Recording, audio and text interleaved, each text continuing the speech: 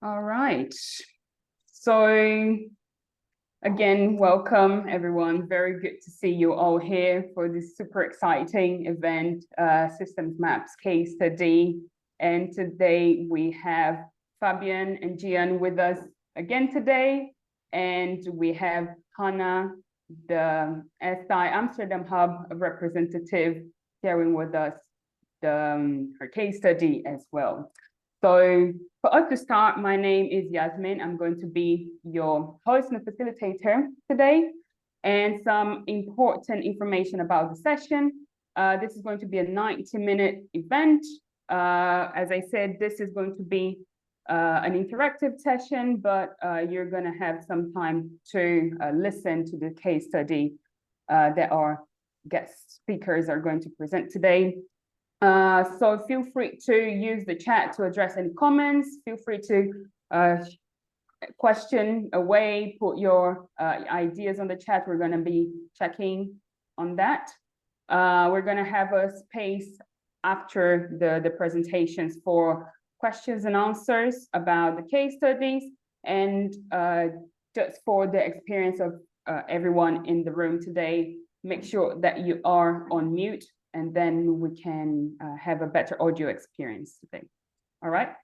So the agenda, we're going to have now a few minutes of introduction, this part of the agenda, and just sharing who's in the room today, who's going to present.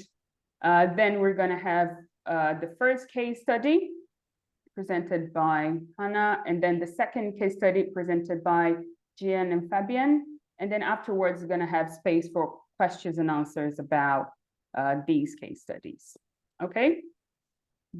Just to make sure that we all understand the context in which this session is in.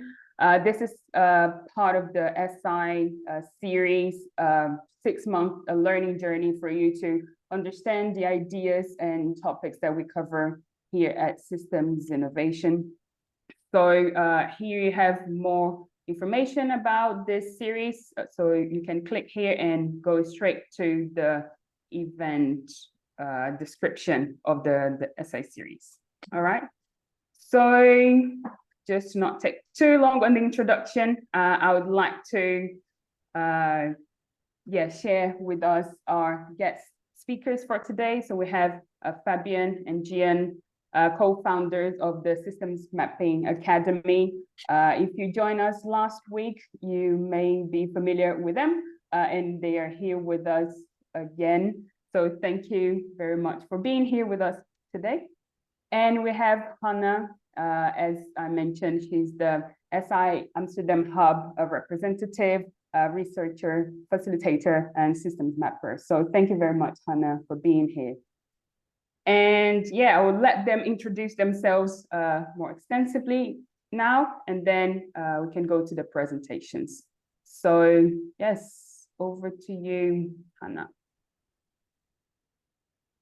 Yeah, just to say a few words about myself. I am located in the Netherlands right now in Eindhoven.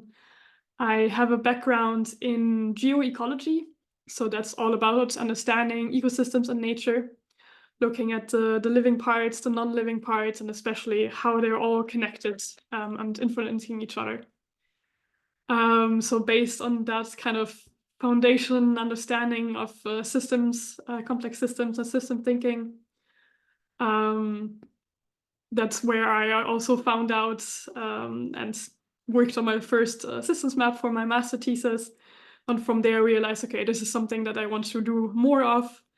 So through that, I found myself now working full-time as a systems mapper, working on all kinds of different topics, applying systems mapping, as well as sharing from my experience and teaching others and supporting others in their systems mapping projects.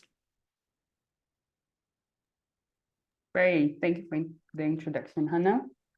So yes, Fabian, next. Yes, hello, also from my side, I'm Fabian, based in Berlin, and I'm a designer from my background, and I worked a lot in different areas of digital product development and innovation, and somehow realized a couple of years ago how limited the approach of design or human-centered design is when it comes to complexity, and then started my small system journey, which lasts till today, and also lead to the foundation for the System Mapping Academy together with Gian. And yeah, we will tell you a bit more about the System Mapping Academy and what we're doing later on then in the case study. So handing over to you, Gian. Yes, thank you. And also hello from my side. Yeah, my name is Gian. I'm also based in Berlin. My background, I'm coming from kind of simulation modeling, system dynamics, maybe some of you are familiar with it.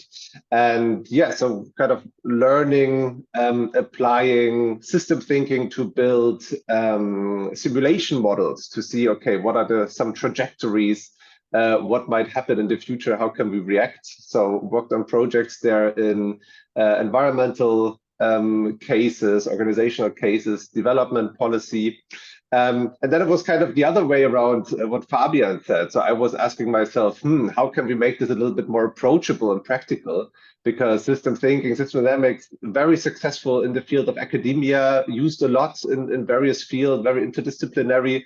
But yeah, the barrier seems quite high in the beginning to just kind of make the first step, get into it, and start the systems journey. And yeah, that's what brought me together with Fabian, trying to combine system thinking with human-centered elements. And first of all, making it easy to use, easy to start. Of course, it's hard enough to master, but taking the first step, at least to help with that. Awesome. Thank you very much for your introductions. And yeah, we can just jump right in for the first case study of the day. So, Hannah. Yeah. Then I would take over the screen sharing. Cool.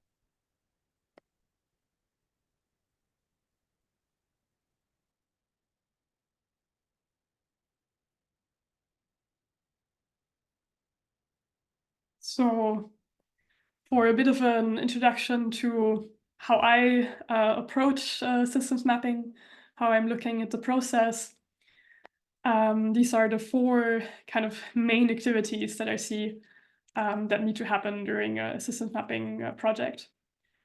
So we start by being very specific about defining the purpose of the project that we are working on. Then we need to gather information together. We need to structure that information. And from there, we can actually start to draw conclusions and plan actions. But of course, this is not a simple 4-step process. There are a lot of iterative loops between these steps.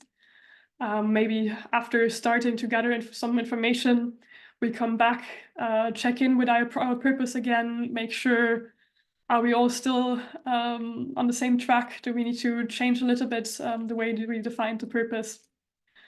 And also between gathering and structuring information, we will loop back and forth many times. After the first round of gathering and structuring information, it becomes easier to see, okay, where are still gaps in information? How can we access that knowledge? Go back to gathering. And you also see kind of at the center of all of this, I put communication, because during all of these steps, we will work with the systems map that we are working on to support the dialogue with the stakeholders, as well as to support our thinking process in these steps. So communication is a big aspect throughout all of these phases. Then to get into this specific case study I would tell you about today. So here, the kind of core team that we were working with, the client was the Royal Academy of Engineering in London. So within the core team, we had 2 people that we were consistently working with, and a couple more people that would sometimes come in to share their perspective and give feedback as well. And then I was working on this project as in the role of the systems mapper. And for these larger kind of projects, I always like to work together with experienced facilitators. So in this case, I was working together on this project with Petra de Boer from Perspectivity, an organization here in the Netherlands that facilitates large-scale dialogues in complexity. And the purpose of this project was to inform the design of an inclusive leadership training program for leaders within the engineering industry in the UK. So yeah, they knew they want to develop a training program for leaders in engineering in order to increase diversity and inclusion. But first, through this mapping project, they wanted to get a better understanding of, okay, what do these leaders actually need to learn in order to support diversity and inclusion? So the question that we were working with is, what is the role of leadership in creating more inclusive cultures within the engineering industry? And the first step from there was to together with the core team, have a discussion around who are actually the key stakeholders within the system. So you see a bit of a snapshot of kind of the brainstorm we had around this, thinking about who are all the people that we want to involve. And based on this, we were sending out invitations first for interviews, but also for 2 workshops that we would organize.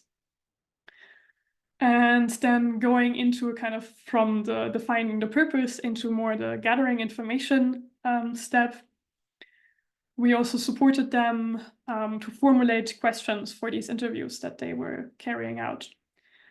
And when we came into this project, Petra and I, they already had made kind of a first draft of the questions they would like to ask during the interviews.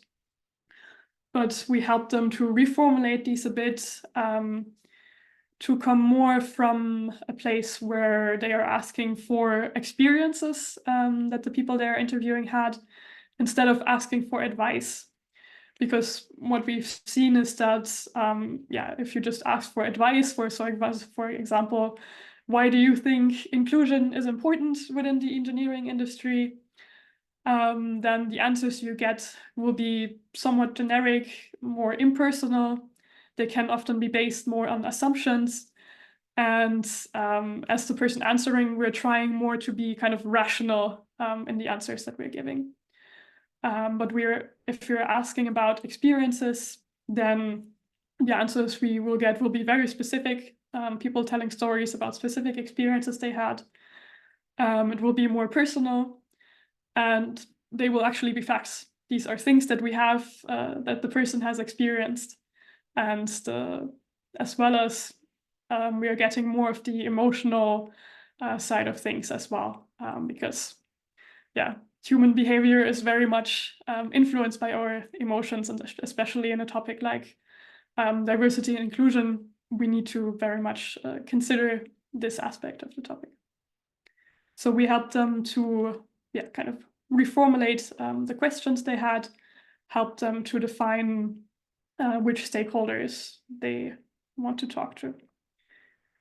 From there, they carried out 35 one-hour interviews, which were then transcribed and anonymized. And that is what they then shared with Petra and me. And the first workshop with stakeholders that we carried out was an online workshop. We had around 48 participants there. And the way that we approached this was also, from a more talking about experiences point of view. So we had the participants first interview each other in pairs. And then from there, bring 6 or 8 people together in smaller groups to share their experiences, start to identify, okay, what are key variables, what are key elements that we can identify based on these experiences. And then you see on the right these are the maps that they made based on that conversation. And then, of course, we came together and the groups shared their insights and talked us through their maps a little bit. So then, yeah, we had these two sources of very rich information, the interviews as well as the workshops, which then were the input for me to work through and identify what are the key variables that I can find here. So this is where you can kind of see the process of how slowly the map starts to come together. So here, step by step, I was going through each interview, identifying, okay, what are the variables that they're talking about here? What are the relations that they already draw? You can see, yeah, it will be messy in between during these steps, slowly kind of crystallizing out, okay, what are kind of key variables? What is influencing these variables? And from here, I then kind of sorted out this collection of key variables, which this was then the starting point that we would use for the second workshop. This second workshop was an in-person workshop. We also had around 50 participants there. So one of the first steps we did here was to have the participants work with these key variables and have them in 8 subgroups, have them draw connections between them and see, is there anything missing? Any other key variables that you see that should be there? What are the connections that you see? And then from these 8 groups, we brought 2 groups each together and asked them, okay, can you combine your maps? And then from there, we had 4 maps resulting and asked these groups to tell the story of their map and share that with each other. And from there, we had a discussion around what are similarities, what are differences, what are the first insights that we can see from there. And then in the next step, we started to look at leverage points. So we mixed the people into new groups and had them work with the maps they had created and start to draw up and identify within the map where are places that we could intervene. Then, we had the maps share that. We had kind of a method that we used to help them cluster these ideas. And again, we ended up with, I think, 8 kind of types of leverage points. And from there, let's each participant decide, okay, which leverage point would they like to work out further and really think about how can we actually access this leverage point? What are the more concrete actions that we can take here to intervene in these locations that we have identified? And from there, coming back into the plenary, sharing the insights and sharing further reflections around that. And then again, after the session, I was kind of processing all of the new insights and information that came out of that. So here you can see how the map progressed step by step. So I brought in the maps that they made and the relationships that they saw and combined that. One kind of larger framework that had come up many times during the workshop as well as during the interviews is this idea of the pipeline of engineers. So thinking about what are the different stages that engineers go through, how are they flowing through the system, and where are we kind of losing or gaining people, and how does that influence inclusion and diversity at the different points, as well as how does feeling included or not influence if people are staying and leaving. So I realized, okay, this is kind of a higher level framework that I can use to structure all of the variables that I have identified. So you see kind of step-by-step identifying these spaces. We have moving from primary to secondary education into the engineering industry, into a specific company. And from there talking about, okay, are people able to move into senior leadership positions, as well as what does all of this actually mean for a larger society. So you can see a bit how step-by-step this is evolving further. And of course, while working on this, I was continuously kind of sharing and getting feedback with and from the core team and exchanging, okay, is there something else that they saw that's not in there yet? And yeah, you see here the final map in 2 versions. So I have the high over version that shows this flow of engineers through the system and the different decision-making moments that people have in these stages. And then zooming into the detailed map, we are really looking at the variables, okay, which variables are influencing people in these decision-making moments. And yeah, in this case, we were also writing a report about this whole map. So what I also had to do here is to kind of break this larger map up into smaller bits, so that I could really step-by-step walk people through the map in the report. So that's what you see here, kind of with the numbers. That's how I'm describing the map in the report. And yeah, I added kind of the reading guide for the systems map. So before people start jumping into the map, they can walk through this. Also within the map, I am kind of indicating places where there are specific types of places to intervene, as well as ways to intervene that are related to monitoring or the organization publishing guidelines or statements, and specific places where the capabilities of leaders within engineering need to be increased. And yeah, you see the link here. So if you're curious to really dig in deeper, you can access the full report for this case as well. Then,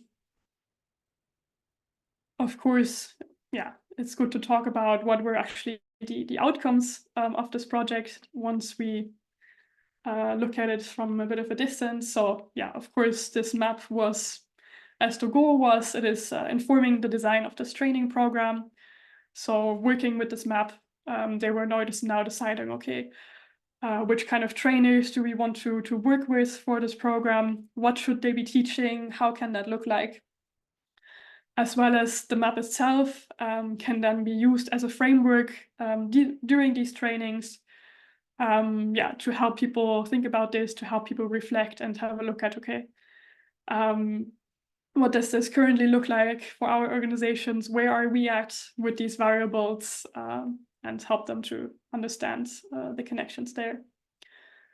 But of course, also the kind of secondary outcome of this is that, we worked with around 80 people from very diverse backgrounds, from organizations all across the UK, that were, connecting with each other, reflecting together, and then, of course, going back to their own organizations, and they're bringing back these insights and continuing the conversation there, and maybe implementing some of the ideas for actions to take within their organizations. So I think that's also a very important outcome of projects like this. That's through the involvement of many people, you have many people actually thinking about this and reflecting, and then spreading what they have learned to others afterwards.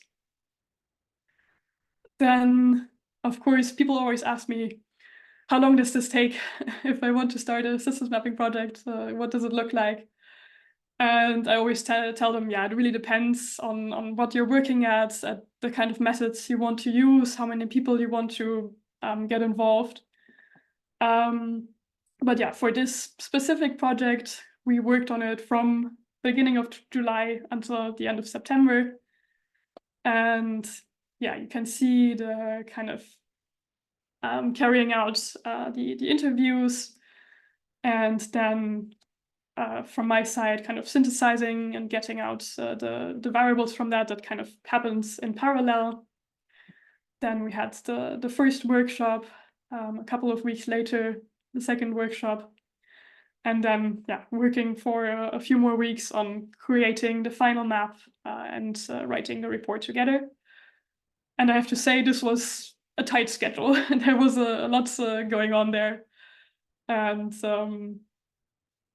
we were lucky that we were able to still really get a lot of participants, even though we didn't always have like a lot of heads up time before scheduling things. So that's also something to keep in mind if you want to work with other stakeholders. Yeah, how long in advance do you need to start planning that? And yeah, I think those are all the things so far to say about the case study. I'm very curious to hear your questions, then I can go into more details. But I think, the way we will approach it is that first we will also listen to the second case study, and then we will get together all of the questions. So you can share your questions in the chat or on the Miro board, and then we will address them all together in the end. A little bit about if you want to learn more about systems mapping, I have a systems mapping course coming up in spring, now in April.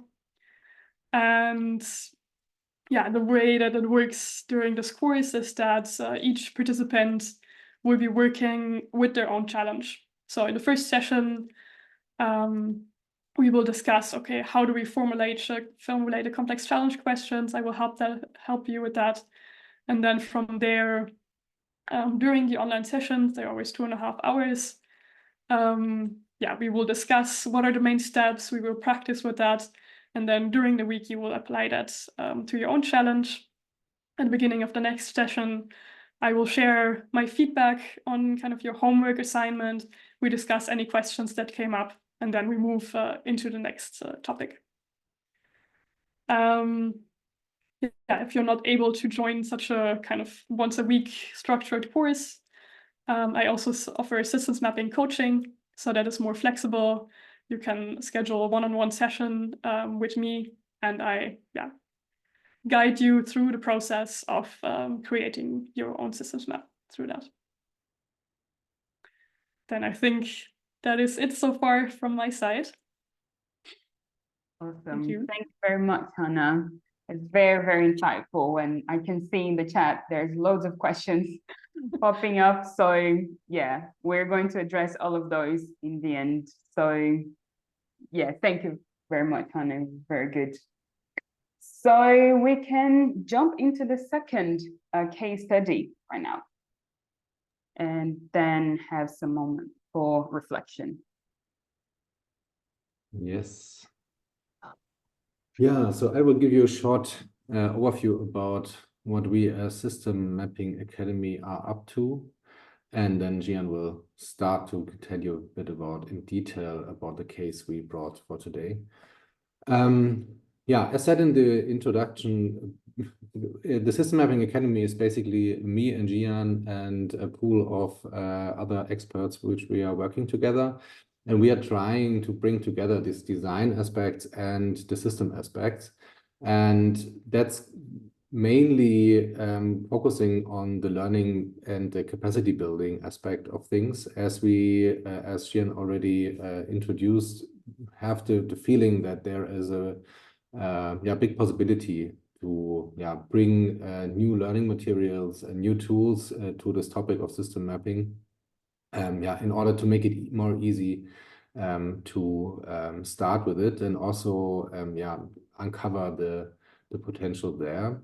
And besides the capacity building and learning part we are doing are also projects, and mostly working in the field of NGOs and governmental innovation sectors, and helping companies to for example, define their new programming or supporting foundations and seeing where is a big leverage in one of the fields which they are working in. And their system mapping is a really good tool to get started and also to lay ground for further strategic development. And yeah, so I would say, without further ado, I will hand over to Gian to give us some insights about the Peru project we did last year. Thank you, Fabian. Yes, exactly. So the project that we brought with us today is a project that we did almost 2 years ago. And it was about sustainable commodity production in the Peruvian Amazon. And of course, highly related to that topic, the deforestation of the Amazon forest. And so the challenge that we helped with, we worked here together with UNDP Peru and the environmental ministry in Peru. And yeah, we were trying to answer the challenge of what are the patterns driving regional deforestation in the Peruvian Amazon, and how can we support, how can we build a more productive and sustainable landscape. So we used here system mapping as a kind of a central method, not the only one, but a very central one. Worked here with multiple stakeholders, qualitative research, and also user research. And yeah, regarding the time frame, it took about 4 months. I also included a timeline a little bit later to show you kind of how this looked like in reality. Just a little bit of background to kind of give you a little bit of context for the map that I'll be sharing. So we looked at the 2 regions in Peru, Huánuco and Ucayali. So you can see it here on the right in the map, and you can see they're mostly covered by forests, or at least that was the case in the past. Because in the almost last 20 years, Ucayali lost 5% and Huánuco lost 15% of its primary forest. So kind of lost forever, at least at this point. And deforestation slowed a little bit after a peak, but it still remains at a very high level, at 30,000 hectares a year. And just to give you a feeling for that, this is, I think, about 40,000 soccer fields, or like the area of the country of Luxembourg, that they kind of cut down forests every year still.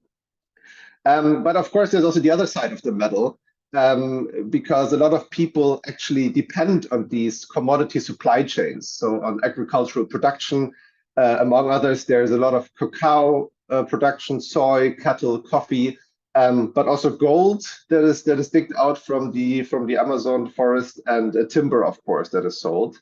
And yeah, more than 40% of households depend on that income. And the 2 areas are of like one of the least developed, one of the poorest areas in Peru. So that's kind of the little bit of the conflict here. On the one hand, the economic needs of the household, but of course, on the other hand, the environmental impact. And so kind of in this context, then we started to work. And just like Hannah shared as well. So in the beginning, the first step is to define the purpose, to frame the project, to understand it a little bit better. So here we organized a kickoff workshop with a core team. So we were like around 5-6 people from UNDP and us. And this is first of all to align on the research question that I shared with you, but also defining the project goals. So what are they expecting from the project? Because there can actually be different things that you're trying to achieve with a system map. And in this case, the main priority was to actually structure and visualize the drivers contributed to deforestation. So they had a little bit of an idea of the isolated areas, but they didn't have kind of this big picture, how do actually these different areas, these different challenges relate to each other. Secondly, this was kind of the second priority as well, to bring stakeholders together and to build a bridge. Because UNDP is really one of the catalyzers in the area, trying to engage, activate stakeholders, opening their perspectives. And this was also part of the goal for the system mapping, to build bridges so that they can understand, empathize with each other, and also build a shared perspective on the system. And the last point, although this was not the highest priority, because there were kind of later projects than that UNDP had for that. But still, we wanted to look a little bit of some opportunity areas. So where theoretically UNDP and stakeholders could focus on to explore maybe new policies, new interventions, new alliances for the future. And then what we also looked at were, of course, stakeholders. So you can see up here a little bit a collection of some of the stakeholders that we identified that we also wanted to invite to the stakeholder workshop. And we already defined some preliminary themes within the system.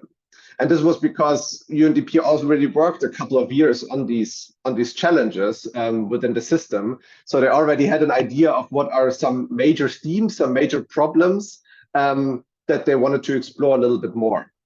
And so we had these 4 themes: the agricultural production system, the finance and market incentives, the land governance, but also the illegal activities that are ongoing, especially mining, illegal timber usage, or the plantation of drugs within the forest.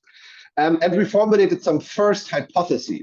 So this is really preliminary. It's kind of a way to see, okay, what do we currently think, or how can we explain the impact of this theme on the overall problem. So for example, they realized, or they set the hypothesis that agricultural production is the economic driver of the region, but it's also the main driver for forest loss currently.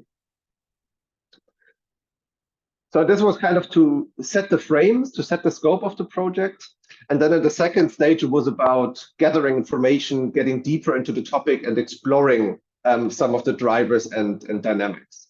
So we conducted desk research of available literature, of available studies, also of some interviews that UNDP did with stakeholder groups in the past. And then with this information, we organized another workshop. Actually, it was 2 workshops, and this time with a more of an extended UNDP team. So it was from the country team, but it was also from the regional team.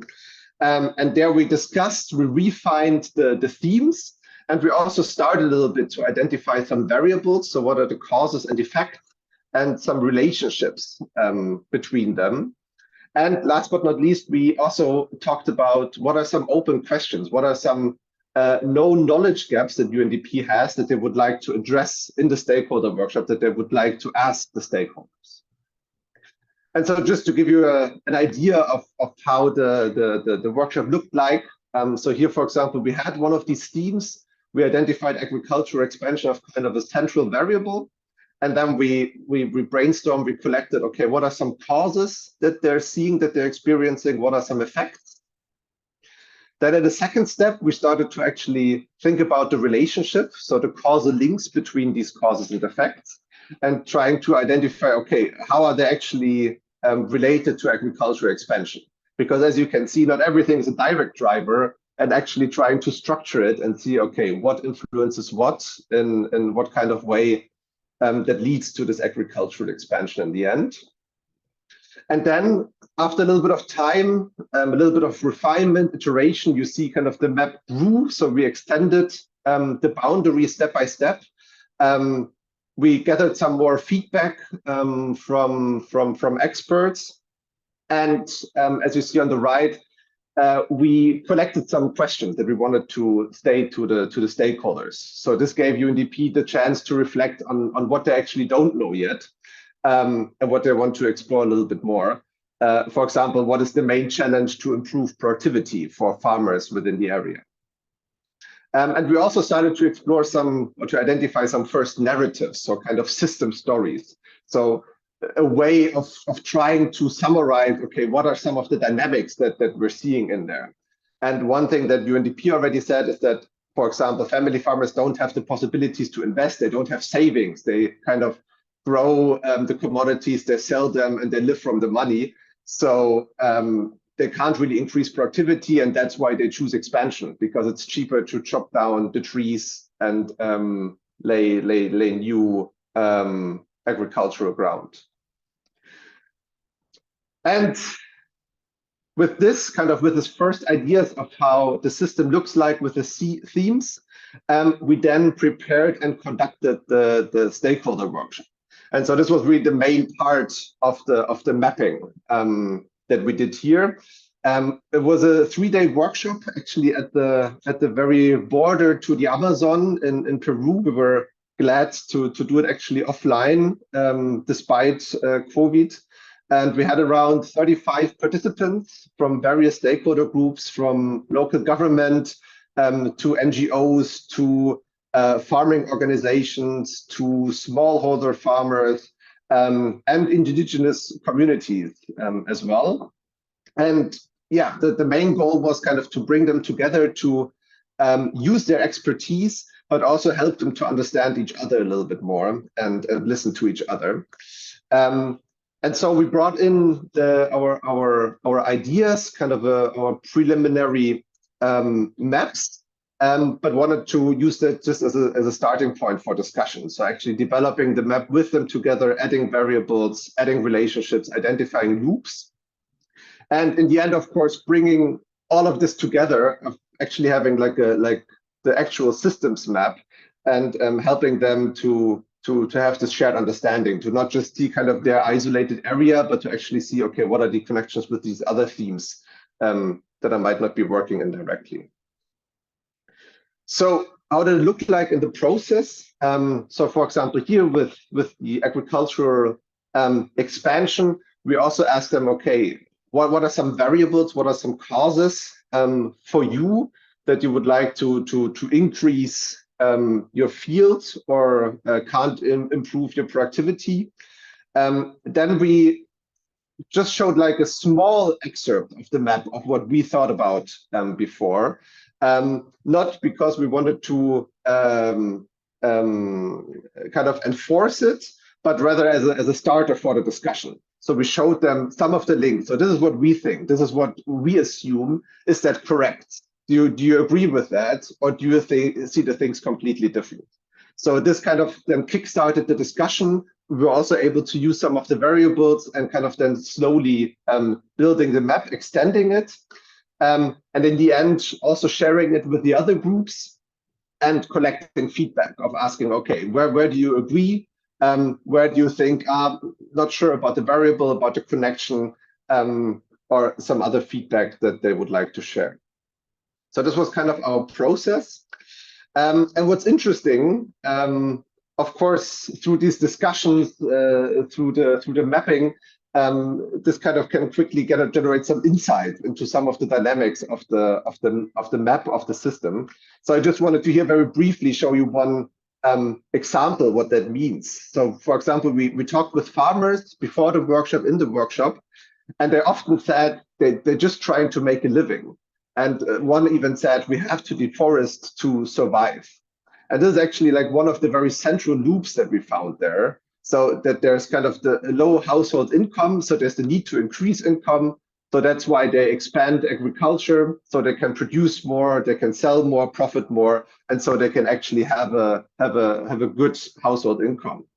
And this is, of course, a balancing loop. So theoretically, you would think, okay, they expand to some extent, then they're set, they kind of have the money that they need for their family, and that's it. But there are actually some interesting and some hidden side effects of that kind of make it harder. First of all, of course, they destroy the forest. So the ecosystem services become weaker. And you can already see that it rains less, there's soil erosion, and so on. And this actually already diminishes the yield and the productivity of their farmland. So this is kind of a negative impact on their production, even though they expanded.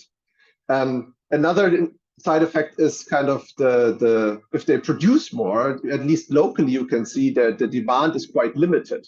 So that also leads to then a drop in prices, and this then decreases the profits that they can make. Another dynamic is that there's a big migration from other areas in Peru that are even poorer.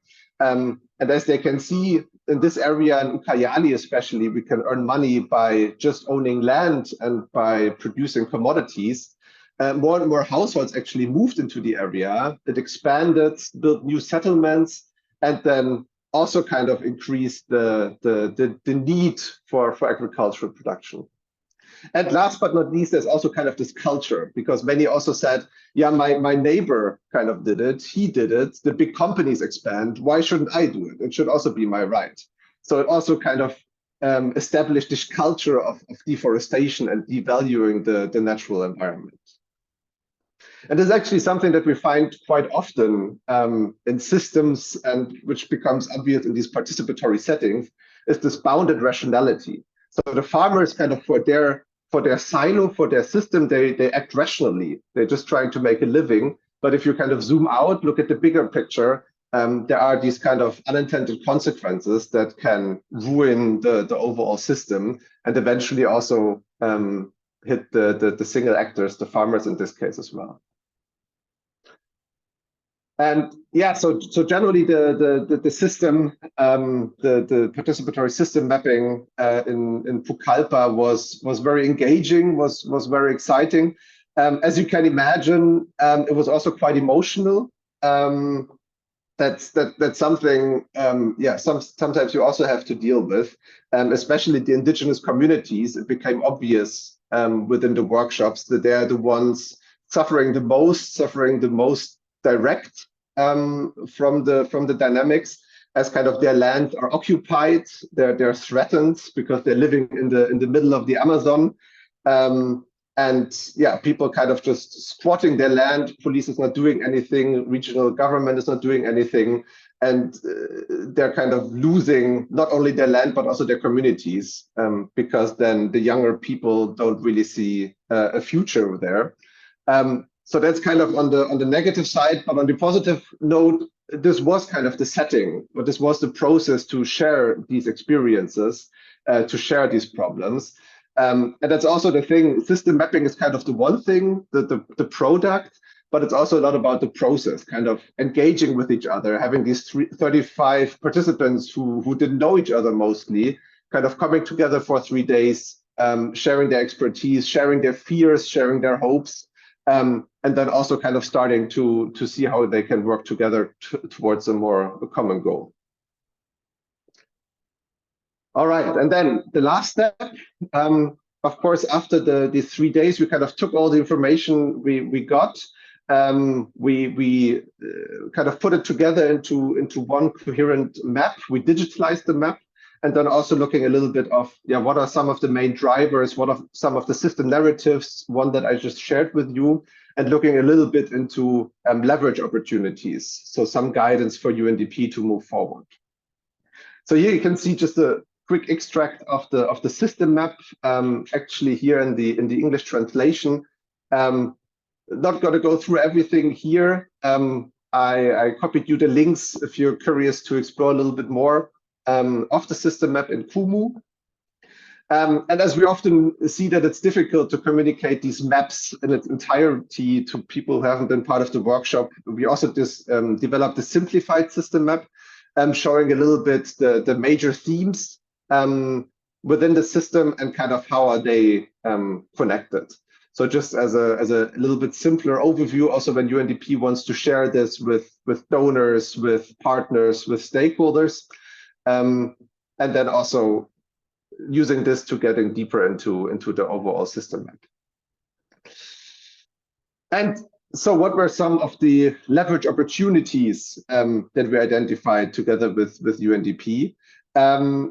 So there were mainly 4 questions that we defined that UNDP then took forward in actually reviewing their own portfolio and maybe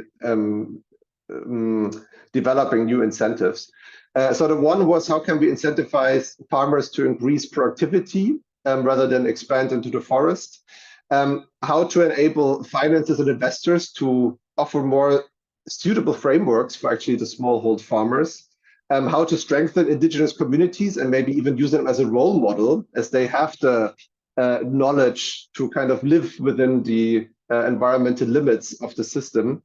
And also how to kind of enable a market for more sustainable commodities. Of course, it's the international market a lot, but there's still also some international competition, some national demand as well. And how can that be fostered more in those 2 regions? All right, so to sum it up, some of the results that we've seen that we hoped to achieve with this project. So first of all, it was about giving a voice to stakeholders, in this case, especially the indigenous communities, to help them share their expertise in the system, and also helping to see these connections between the various sectors and stakeholders.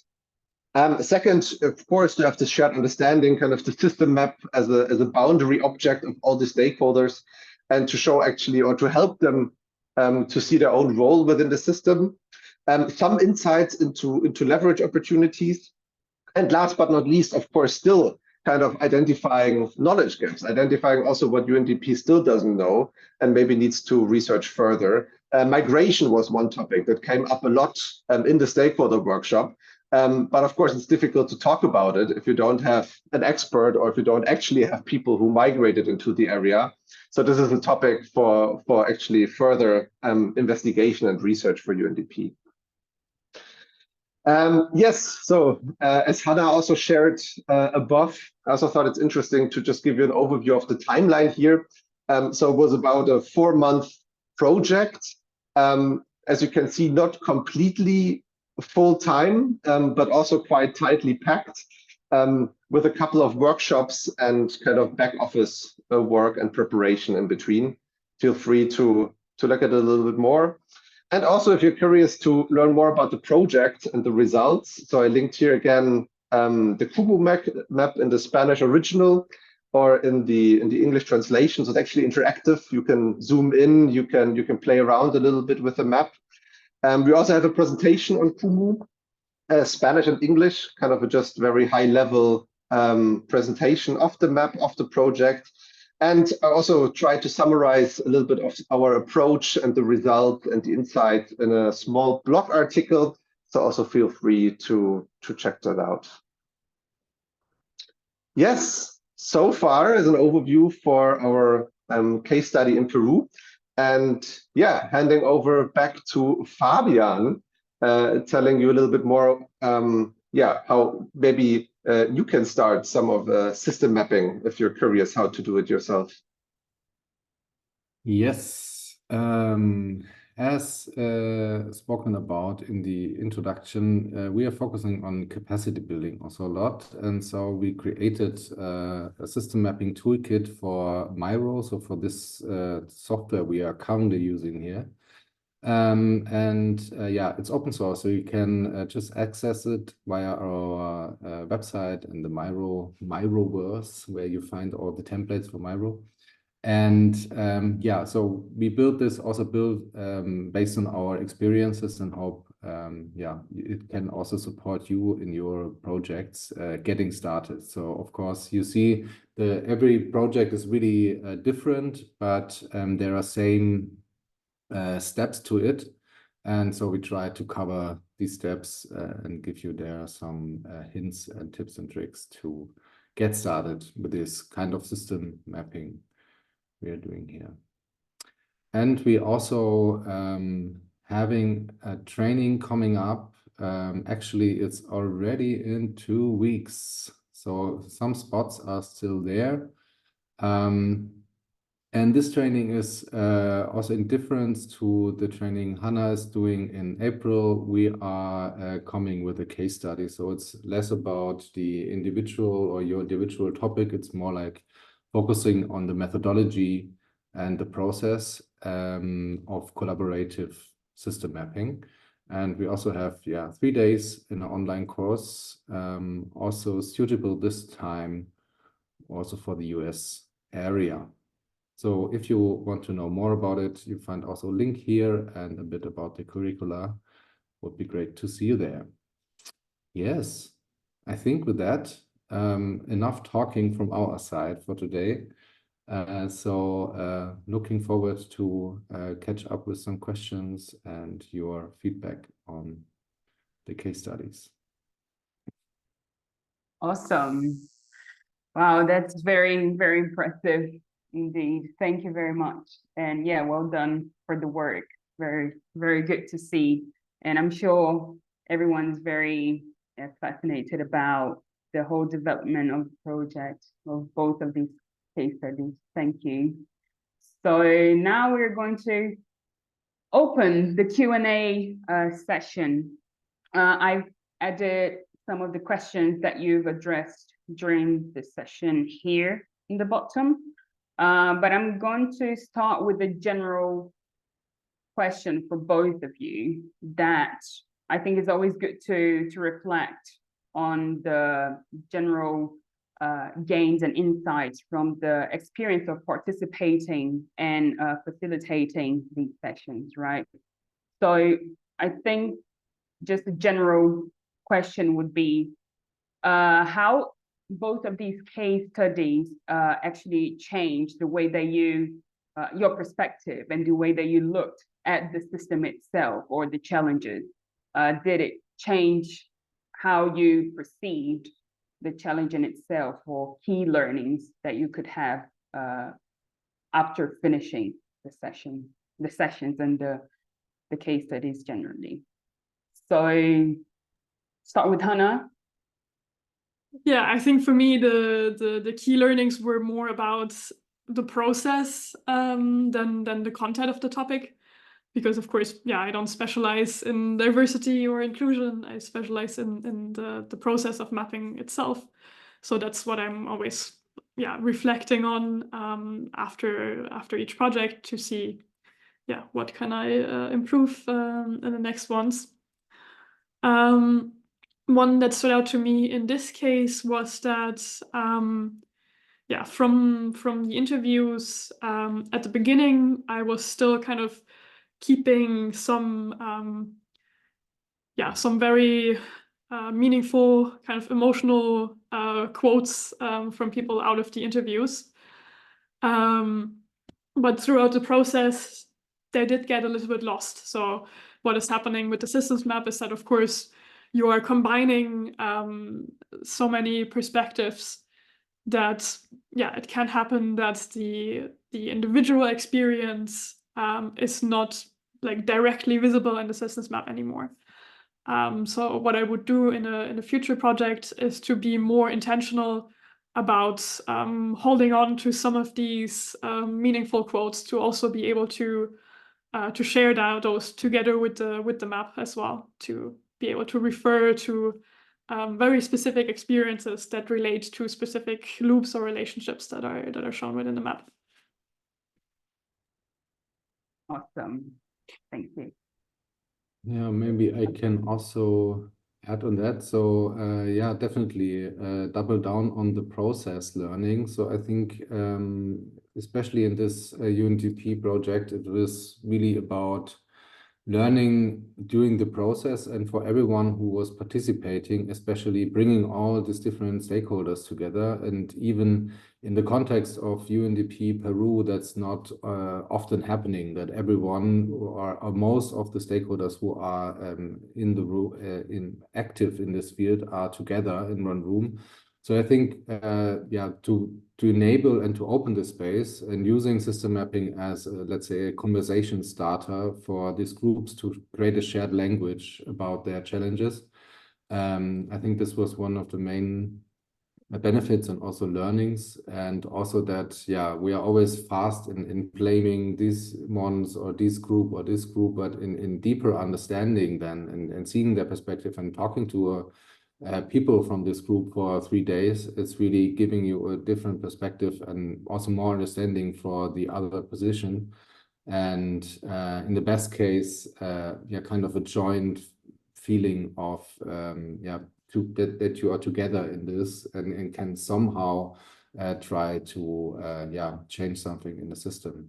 So embracing the complexity more than just blaming it to some areas of the system. Yeah. Perfect. Thank you.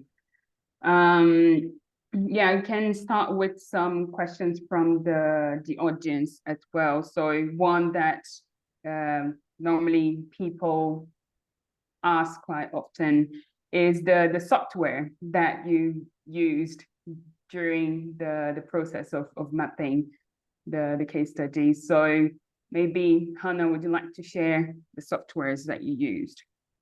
Yeah, I purely used Miro all the way for this project. So the map that you see is fully made in Miro. For the online session, we used Miro. And then, of course, for the in-person session, we also just worked with whiteboards and more paper physical tools. Yeah. Yeah, same with us. We also use Kumu. I think some of you might already know it. It's a software for creating system maps, which is not really handy for workshops, I would say. It's more handy for the documentation. For the workshops, we also used Miro, as a lot of the parts were online, and then also pen and paper in Peru. Yeah, the simple paper, sometimes it's the best tool, right?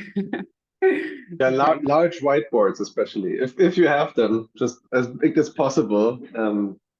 Yeah, I can recommend, if you don't have large whiteboards, there are things called electrostatic whiteboard sheets that are like foil that you can stick onto the wall and connect many of them together, and then you have whiteboards. So because we had like 8 groups working, so that's how we made that work.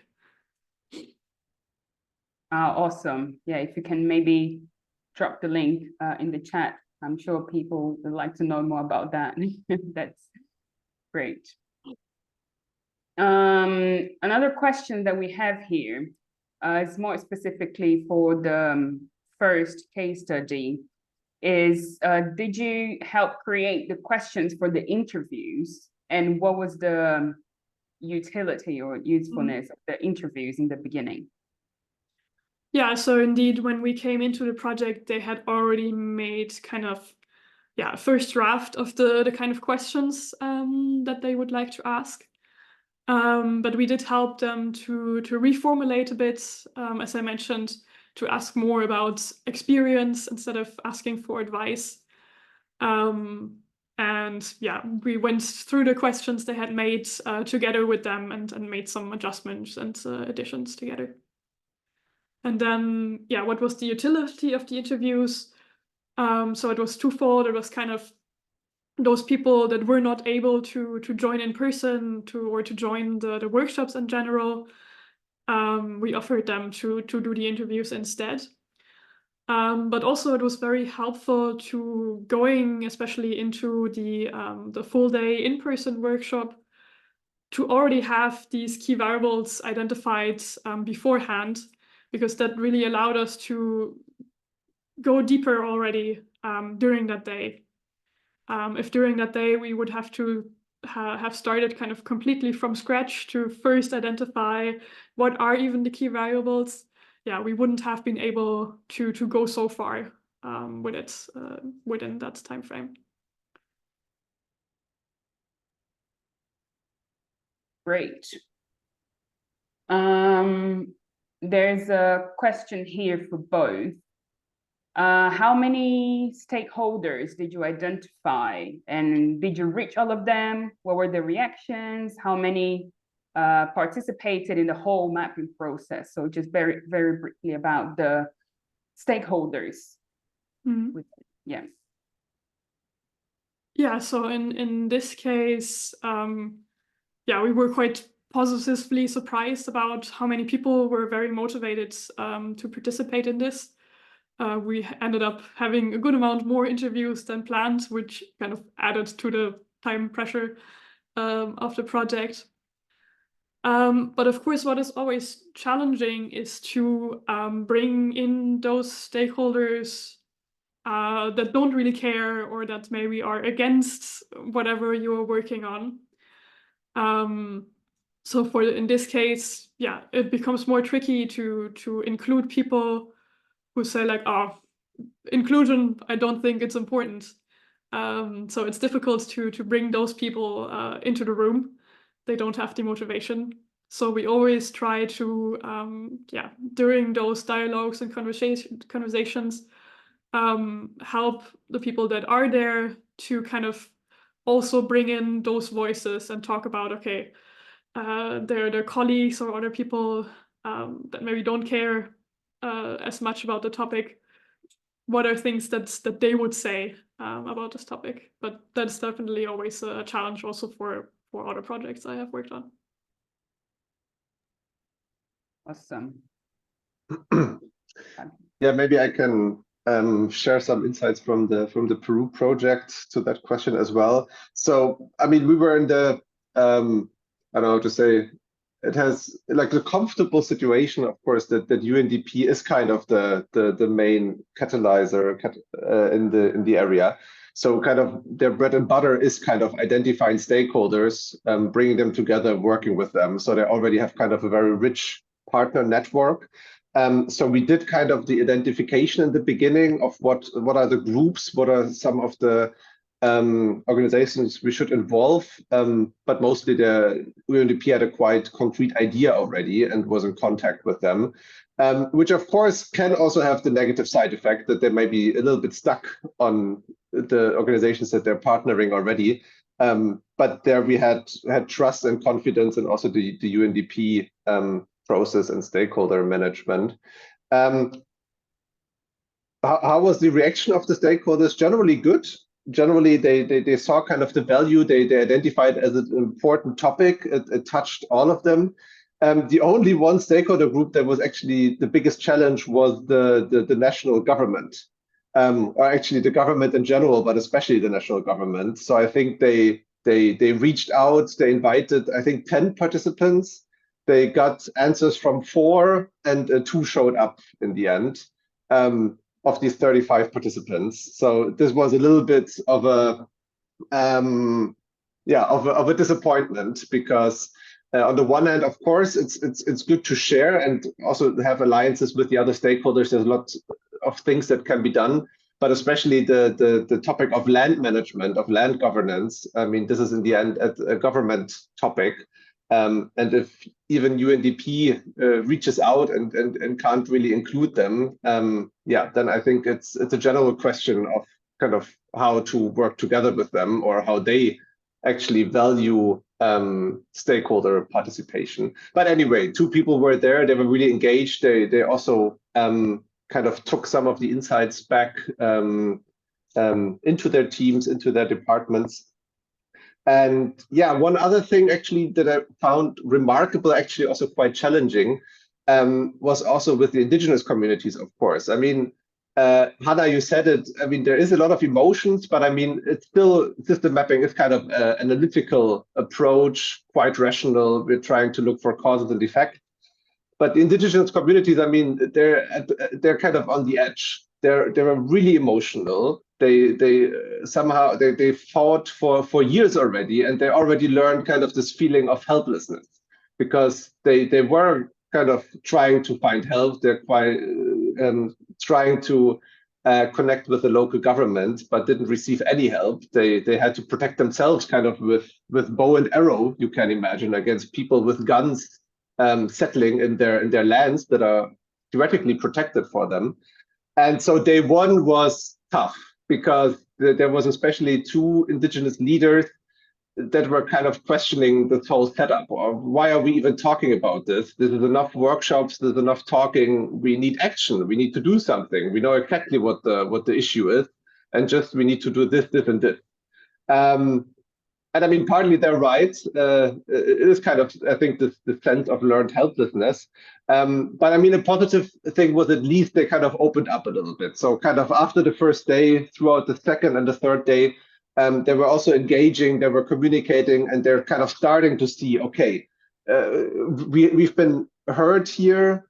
We can kind of put in our experience. We've not been judged, and we're really trying to identify the causes of the problem to change something. Obviously, in the end, I mean, it's still just a workshop, but hopefully kind of helping some of the people at UNDP, at the local government, but also local businesses, to understand kind of where indigenous communities have their challenges right now. And it also led that the UNDP and these indigenous communities now also continuing, and I think even deepening their collaboration. So a good outcome, but still I thought it quite challenging in the middle of the workshop. Awesome. Yeah, thank you, Gian. I'll move now to a question about the facilitation and the communication or dialogue kind of part of talking with the stakeholders and then bringing back to the map and then doing this dynamic. So some techniques for dialogue and diagramming on cause and effect, and so we can start with Hannah as well, and then move to Fabian and Gian. Yeah. So in the two workshops, in this case, we were also, not only working with the systems map, but also bringing in other methods to facilitate dialogue. So as I mentioned in the first one, we started with the interviews. This is based on an approach called appreciative inquiry. Also with this way of first having pairs, then having them come together in groups and sharing. And for the in-person workshop, the way that we introduced the mapping exercise is that I first gave them kind of the background, what has happened so far, based on what have we identified these key variables, what even is a variable, how do they work, how do they influence each other. So sharing a bit the basics based on giving specific examples, working with the variables that we have there. And from there, the groups were ready to work on that themselves. And also giving them the space to not be like extremely specific about the connections that they are drawing, but giving them the space to use this method in a bit more flexible way, and then just share the story. So maybe it's not always, maybe the line that they draw between things doesn't always mean when this goes up, this goes up. Maybe it means something else, but as they are presenting their visual, they will explain that, and we can use it to have that conversation. So in that moment, being a bit more flexible to let the group just work with it in a way that works for them in that moment. And then also just kind of rotating between working with the map and also using other facilitation methods to guide the dialogue throughout the day. Awesome. And for Fabian and Gian, would be good if you could comment on the translation as well.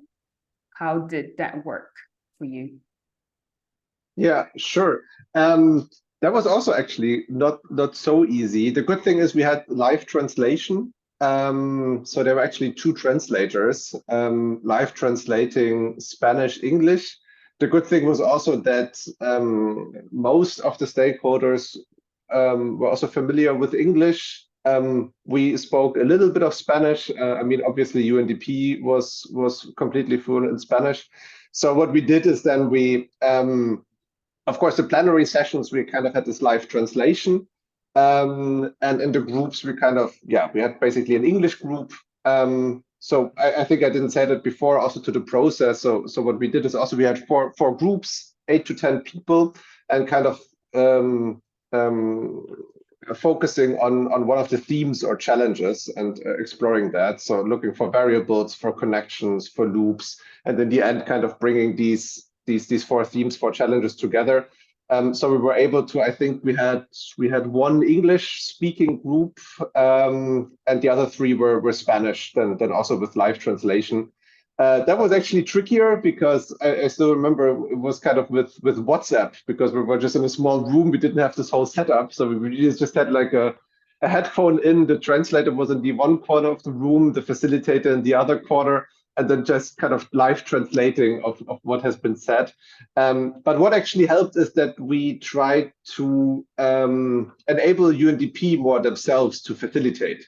So maybe then the process wasn't as clean as if it would be system mapping facilitators, but it was actually good to then also have the ownership of the map of the discussion at UNDP, and that they're actually then trying to organize the discussions. Of course, we helped them a lot. We kind of gave them the process, the agenda, the design, but this is how we overcame it also a little bit with the language barrier. Perfect. Yeah, the live translation is definitely a good solution to it. Yeah, moving on to outcomes. I would just start with a specific question about the first case study with regards to the report. So what were the reactions when you finished the case study or the project, and then you created the report? Yeah, do you have a feedback on that? How did people react to it? Yeah, so of course, after kind of finalizing the report, we had a kind of a debrief session with the team from the Royal Academy of Engineering. Yeah, they shared that they were generally very happy with the outcome. The report was then, of course, also shared with their network, with all of the participants that were involved in the project. I didn't get information from them how they reacted. And of course, now it is also being, the map is being used to inform who to get involved and how to design this training program. I would have really liked to continue to be more involved in the training program, to also help them to think about how can we use the map during the training. But yeah, due to different circumstances, that didn't quite work out in that way. But yeah, generally the report, of course, also makes it possible for other people that were not involved to yeah, have a look at the map and see how can they maybe work with them, what kind of insights can they gain from that. Awesome. And with regards to the second case study, one question here, does seeing one's place within the system, here particularly for farmers, really contribute to action, or more support needed to facilitate? Yes, good question, actually. And I would say it's both. So it contributes to action, but obviously it's not the last step, or not the only thing that's required for farmers or for stakeholders in general to do something. And in the case of the farmers, from what I sensed, from what I heard, I mean, it was good that they kind of saw these unintended consequences, because especially with the destruction of the bio ecosystem, it also helped them to understand, like, maybe my children or my children's children might have challenges to then even farm and to produce on our field. So at least it's kind of started to make them think. And on the other hand, of course, they could also, they clearly said, like, yeah, we would like to improve productivity. We would like to use new technology, but the financing, if we only get a credit, get a loan for a year, and then we have to pay it back, that's not how quickly we can improve our productivity and actually earn profit and pay back the loan. So they could also, at the same time, communicate, share their challenges in the hope that this can then also be improved. And so, yeah, I think in general, kind of what we do with system mapping is kind of this way of understanding, of showing. And yeah, I think it's a requirement for action. But of course, afterwards, we need much more. We need the conditions, the alliances, the possibilities. Yeah, so definitely not the only step to make systems transformation. Awesome. Great. So we can have maybe our last question here. that can be for both. Could you share if during the leverage point identification process, you found some special ones that perhaps wasn't obvious at all for the participants? Yeah, so in this case, what happened, I think there wasn't necessarily a leverage point where the whole group was like, oh, this is completely new, we have never heard of this. But usually what happens is that one leverage point or one insight that has already been very obvious for some people is actually very new to others. As well as, I think one of the key realizations in this project as well is that, yeah, often people are searching for like this one solution that fixes it all, but really reinforcing the realization that no, there are many things that we need to address in parallel in order to move the system out of the current state, because at the moment there are many reinforcing loops within the system that keep it in the current state. So in order to move it out of that, yeah, many parallel interventions are really needed to take place.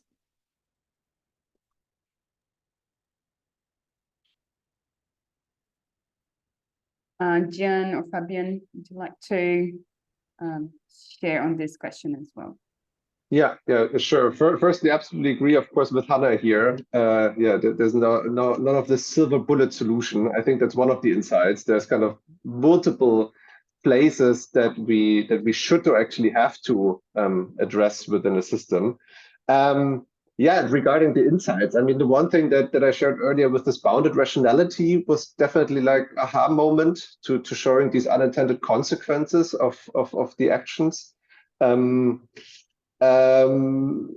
I think it was then mostly the role of the indigenous communities. So on the one hand, that they're so impacted that it actually destroys their communities, their culture that they built for centuries sometimes. That this could be just wiped out based on the current agricultural production system. But secondly, and this then connects to a leverage point as well, the idea, how can we actually use these indigenous communities as ambassadors? So they were able for centuries to kind of grow polycultural commodities that are home in the Peruvian Amazon, kind of living in nature, in the rhythm of nature, and how can we maybe use their knowledge, but yeah, also their processes, and in the end also their, how do you say, their attitude towards the environment, and maybe share that a little bit more with the other farmers. And in that sense, it was also the question, okay, what are maybe some other products that are natural to the Peruvian Amazon that we can use? One thing actually that came up was ayahuasca, which maybe some of you are familiar with. I think there's been a couple of studies in the last year, so it could also help in other countries with depression, with psychological illnesses. And this was, for example, one idea. Why don't we cultivate that and try to see if there's a market, or to say it a little bit nicer, if there's value to it, societal value to actually produce more of that and use more of that. Wow, that's very, very impressive. Thank you, three, for the very fascinating projects and case studies. Unfortunately, we didn't have time to address all of the questions. So I am going to add the questions that we couldn't really address today here on the Miro board. So maybe the speakers could actually reply in here, so then people can have their questions answered. So yes, great. So yeah, thank you again, everyone, for joining. It's been a pleasure to have you here and to have you all participating very actively with the questions and comments and so on. Thank you, Fabian, Gian, and Hannah, for your amazing case studies, and the work that you do is always unbelievable. So yeah, congratulations on that as well.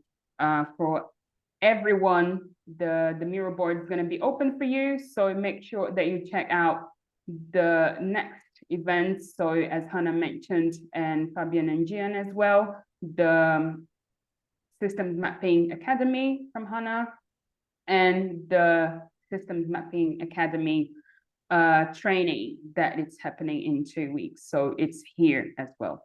Okay. Otherwise, thank you all for joining. It's been a pleasure having you here. And the next events on the series, we're going to have next week, same time, same place, introduction to actor mapping. So the link is here as well. The next event, so we have one last 2 weeks that is going to be on leverage points, and tutorial 2-hour session. So make sure you check that out as well. We are going to start the next module of the SI series here on the orange ones, so transition design. So make sure that you check those out as well. And here, as always, a quick feedback that is always great for us to understand how you experience the session today and what we can improve next time. Okay, so that's it for today, everyone. Thank you again for joining, and hope you have a great day, afternoon, or evening. Take care. Bye-bye. Thank you, Jasmine. Thank you. Bye bye. Thanks, Jasmine. Thanks, everyone. Yeah.